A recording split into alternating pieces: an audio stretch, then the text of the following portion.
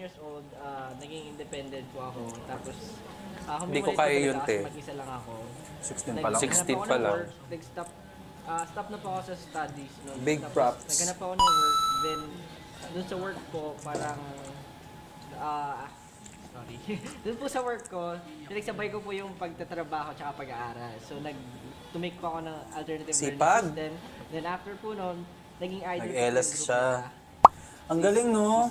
Grabe, ang rich ng backstory nila. Si Stel po yung naging idol ko. Ang galing talaga sila sa ano. Started from the Doon nga bottom. po, naging idol ko po muna yung group nila. Napanood ko sa isang event, tapos super nagaling ako sumayaw sa kanila. Doon po ako na-inspire. Tapos, fortunately po, since idol na idol ko sila, naging friends ko po sila ng time. Ang cute naman ng ganyang interview Te, kasi. wait lang, nakakatuwa. Imagine mo, parang idol mo. Idol, parang nilolook up to mo lang. Tapos, naka-work mo, tapos ngayon ka-group mo lang. Bongga, no? Then, pinasok ko po yung... Siya talaga yung pinaka-deserve na. Tapos, ayun po, marami kami na-achieve sa ibang bansa. Dami po namin nakuha ng Tagal niya na sa championships, mga industry. awards, gano'n. Taray. Tapos po, nung habang nag-work ako, ano po, yung show BT, nagpa-audition nga po. Then, nag-stop na po ako mag-work para mag-focus sa show BT. Tapos ayun po, hanggang sa naging... Risk talaga. Ang hirap talaga para mag-quit sa stable mo na job para i-pursue yung passion mo. Kasi- Lalo na, hindi naman sure, di ba, na mag-blow up or magsa-success. Hindi, no? Kasi, well, alam nga natin ngayon yung popularity niya. Parang even before that pala, nakakakuha na kayo ng maraming achievements kahit not as SB19. Bongga nga yun. Biruin mo yun, na-meet nila yung BTS. Dahil nanalo sila. Company, student po ako before. So, parang nagkaroon po ng time na pinagsabay ko yung training habang nag-aaral po. Siya naman nag-aaral. Bago po makapasok doon, actually, parang Binil, talagang di ba? student lang. Tapos, Tata? since before, nung mas bata pa ako, talagang parang gusto ko rin mag-perform, ganyan po. So, nung college na, na-realize ko na gusto ko talaga, hinahanap ko po, gano'n. So, tapos doon, parang nag-start muna ako sa mga cover group lang din po sa kagaya nila. Naghanap po ako ng group, ganyan. Tapos, doon ko po na-meet si Josh. Parang naging magka-group po kami at one time.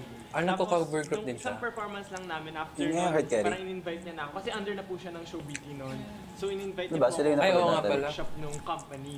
And then, nung pag-attend ko po, doon po parang sinabi nung teacher namin na gusto ko nga daw po mag-continue para improve pa yung skills ko. Chicken na. Nag-aaral po ako dati, I was a student na grab ko na po yung opportunity po kasi baka po isang beses lang po mangyari, di ba? Tapos baka magsisi ako. So, ayun.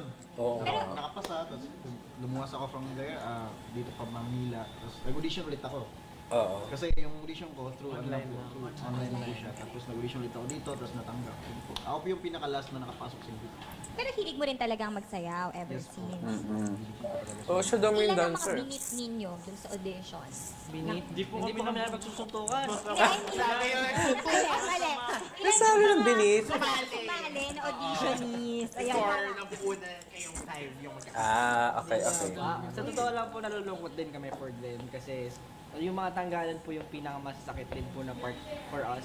Kasi naging ka-close mo na eh. Na pag may mawawala. Kasi po yung bonding po namin na nagsamahan talaga namin for the past 4 years po. Hindi po Saka yung iba doon, mas matagal pa sa'yo. Ilan nga.